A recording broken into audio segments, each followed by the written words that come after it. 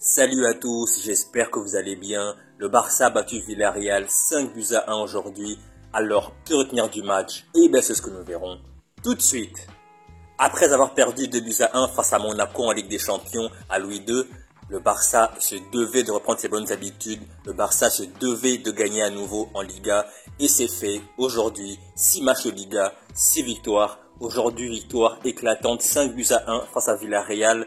Et Lamine Yamal est aujourd'hui, à mes yeux, le meilleur joueur du Barça. Il n'a que 17 ans, mais c'est déjà le meilleur joueur du Barça. Et je vais aller même plus loin. C'est le meilleur joueur du monde depuis le début de la saison. Depuis le mois d'août, Lamine Yamal est le meilleur joueur du monde.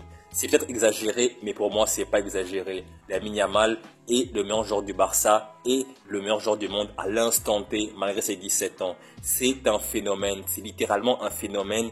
Il a été décisif à tous les matchs du Barça depuis le début de la saison. C'est vraiment incroyable, à seulement 17 ans en plus. Aujourd'hui, il a réalisé 2 passes décisives et il n'a pas marqué, mais comme je l'ai dit, Lamine Yamal est décisif à chaque match. Et même si on met de côté ses passes décisives ou ses buts, dans le jeu, il est ultra important. Tout passe par lui. Il est en train de se développer à un niveau incroyable. Je me demande où est-ce qu'il va s'arrêter. Si à 17 ans, il affiche ce niveau-là, j'ai vraiment peur pour l'avenir. S'il progresse et qu'il continue à évoluer à travers les match après match, week-end après week-end, à ce rythme-là, quand il aura 20 ans, 22 ans, 25 ans, il sera un monstre absolu. En tout cas, je l'espère pour lui.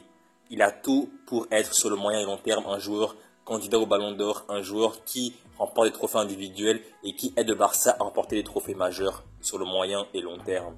Bref, assez parlé de Lamine Yamal, parlons maintenant du match en tant que tel.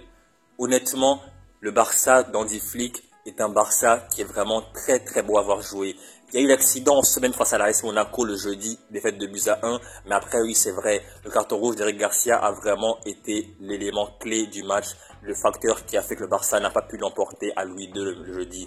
Mais en Liga, c'est du parfait pour le Barça d'Hansi Flick. 6 matchs, 6 victoires, 18 points sur 18. 4 points d'avance sur le deuxième, le Real Madrid. C'est vraiment un Barça qui sera très difficile à battre en Liga cette saison. Avec Hansi Flick, on retrouve un Barça qui est cohérent en défense, au milieu de terrain et en attaque. Surtout en attaque. Même si c'est vrai que Lewandowski dans le jeu, on ne le voit pas trop souvent, il touche pas beaucoup de ballons. Mais aujourd'hui par exemple, il met un doublé.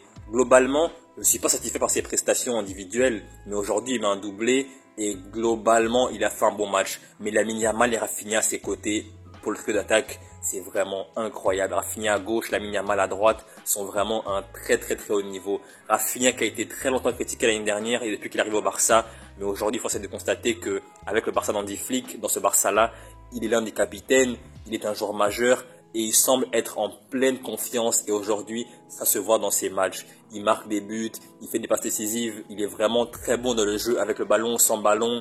Lamine Yamal, j'en parle même pas. Et en défense, c'est pareil. On sait que Christensen est blessé, Araujo c'est pareil. Et résultat, Cubarsí joue derrière avec Inigo Martinez. Mais aujourd'hui, c'était un autre joueur qui a joué à la place de Cubarsí, c'était Sergi Dominguez. Et il a fait un bon match avec Inigo Martinez derrière. Et c'est vraiment très bien que ce Barça-là joue à ce niveau-là. Et au milieu de terrain, Eric Garcia joue avec Pedri. Et Pedri, enfin, il est débarrassé de ses blessures. Enfin, on voit un Pedri qui retrouve petit à petit son niveau d'antan, son niveau de son début de carrière. Aujourd'hui, il enchaîne les matchs, il joue à un très haut niveau et c'est vraiment de très bon augure pour la suite. Mais la mauvaise nouvelle de la soirée, c'est la grosse blessure de Ter Stegen. Malheureusement, Ter Stegen s'est gravement blessé au genou et franchement, ça s'annonce très mal. J'ai peur que sa saison soit terminée parce que son genou, vu comment il était, vu l'appui qu'il a pris quand il a récupéré le ballon, ça on voyait vraiment qu'il était vraiment mal à l'aise. Il a poussé un gros cri. On sent que vraiment son genou a lâché. Et du coup, on va avoir Ter Stegen sur le flanc pendant plusieurs mois, enfin même toute la saison, indisponible malheureusement. Et Iñaki Peña est rentré à sa place. Pour moi, c'est pas un top gardien. C'est un bon gardien pour être sur le banc, mais pour être titulaire au Barça jusqu'à la fin de la saison, en remplaçant Ter Stegen, je suis vraiment pas rassuré. Mais bon, c'est la seule alternative pour le moment pour le Barça, Iñaki Peña. À voir ce que ça va donner. Je suis pas confiant à 100%, mais c'est pas non plus un si mauvais gardien de but que ça. En tout cas, on verra sur le moyen et long terme s'il va tenir la baraque. Je l'espère en tout cas. S'il y a bien une chose qui a changé au Barça par rapport à l'an dernier avec Xavi, c'est que ce Barça-là semble plus confiant. Ce Barça-là, individuellement, collectivement, tout est meilleur. Et Hansi Flick, il dégage une sérénité que Xavi ne dégageait pas. Xavi, il dégageait de la nervosité, de l'agressivité, un manque de confiance, alors qu'Hansi Flick, c'est tout le contraire. Il s'assoit sur le terrain, les joueurs sont vraiment à l'aise, les joueurs sont vraiment plus confiants que la saison dernière. 6 matchs de Liga, 6 victoires, non seulement les résultats sont bons, mais en plus, l'attitude des joueurs est bonne, tout est bon individuellement, les joueurs sont au point, et en plus, on peut prendre en compte le fait qu'il y a plein d'absents au Barça. Fermin est blessé, Dani Olmo est blessé, Tristan est blessé, Gavi est blessé, Araujo est blessé, Ferran Torres était suspendu pour ce match d'aujourd'hui, Ter Stegen s'est blessé, donc il y a vraiment une cascade d'absents, mais malgré tout ça, il y a vraiment des joueurs qui jouent à un très très haut niveau au Barça aujourd'hui.